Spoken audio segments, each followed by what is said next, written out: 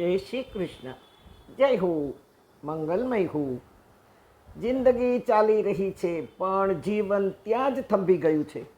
જીવન જીવવા માટે વિચારોની જરૂર છે.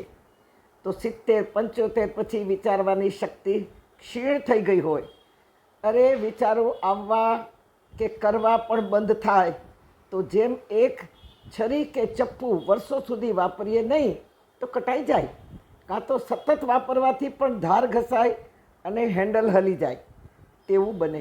તેમ વિચારો બંધ થાય અને કાં તો નકામા નેગેટિવ વિચારો જ આવે અને કાં તો એલ્ઝાઇમર એટલે ભૂલવાનો રોગ શરૂ થઈ જાય.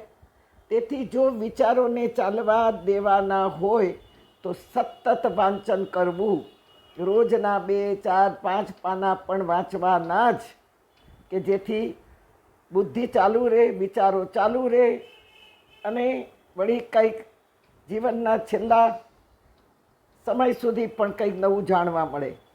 ચાલવું માત્ર પગથી જ નથી, આપણે આગળ જોઈ લીધું, વિચારોથી પણ ચાલવાનું છે. તેમ મનને પણ ચલાવવાનું છે. મન તો આખો દી ફરતું જ હોય છે, ચાલતું નહીં, ફરતું જ હોય છે, રમતું જ હોય છે, રખડતું જ હોય છે અને આપણી પાસે હોતું જ નથી. મન તો બીજા પાસે જ હોય છે. મનને આનંદમાં ભળવું જોઈએ, મનને આનંદમાં ભેળવી દેવું જોઈએ. આ મન જ શરીરને ઉઠાડે છે, ચલાવે છે, ખવડાવે છે, ગૌરાવે છે, વાતો કરાવે છે. હા, મન એક જગ્યાએ સ્થિર રહેતું નથી, એ આપણા આખા શરીરમાં ફરતું હોય છે. કાં પગમાં બેસે તો ચાલવાનું મન થાય, આંખમાં બેસે તો ટીવી જોવાનું મન થાય, કાનમાં બેસે તો વાતો કરવાનું મન થાય, ફોનમાં મોઢામાં બેસે તો જ ખાવાનું મન કરે. પોતે મન કરે એટલે એ પોતે જ ઓર્ગેનાઇઝર છે. આખા શરીરમાં કોઈ ઓર્ગેનાઇઝર હોય તો મન છે. હા, એ જ ચલાવે, ઉઠાવે, ખવડાવે. પણ યાદ રાખજો, આપણે માનવો શાંતિ વગર જીવી શકીએ છીએ. આમે શાંતિ છે જ નહીં આપણા જીવનમાં અને જીવને શાંત પણ નથી.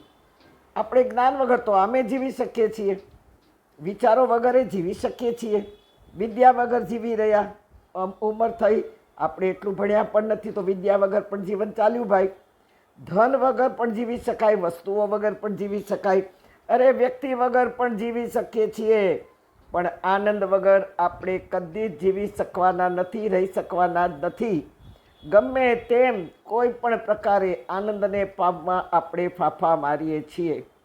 કાં તો આપણે ટીવી ચાલુ કરીએ, કાં તો બહાર ફરવા નીકળી જઈએ, કાં તો મંદિરે જઈએ, કાં તો પિક્ચર જોવા જઈએ, કાં તો બેનપણીઓ સાથે વાતો કરીએ, કાં તો ભાઈઓ હોય તો બિઝનેસની વાતો કરે, ક્રિકેટની વાતો કરે, કાંઈ નહીં તો ગેલેરીમાં ઊભા રહીએ.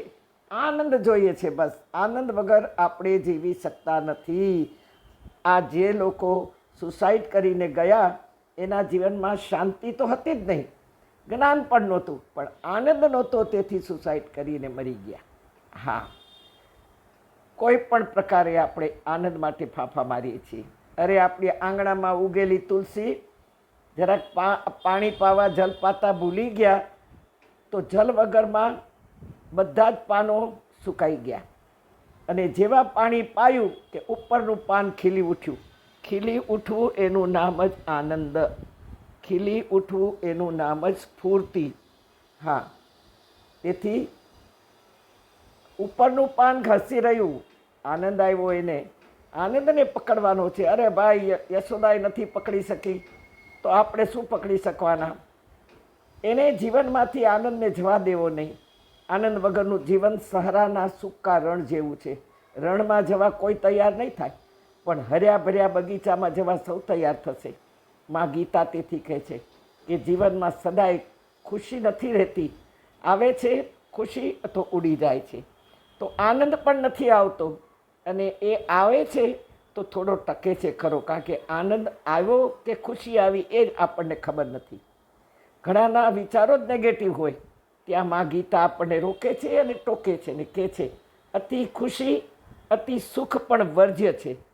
રડવું સ્વાભાવિક છે, પણ એ રડવું રોદડામાં ન પરિણમવું જોઈએ. એકની એક વાત રડતા રડતા કેવી, એકની એક વાત ઉપર ઘૂંટી ઘૂંટીને આહ ભરવી આ ભયંકર અવગુણ છે.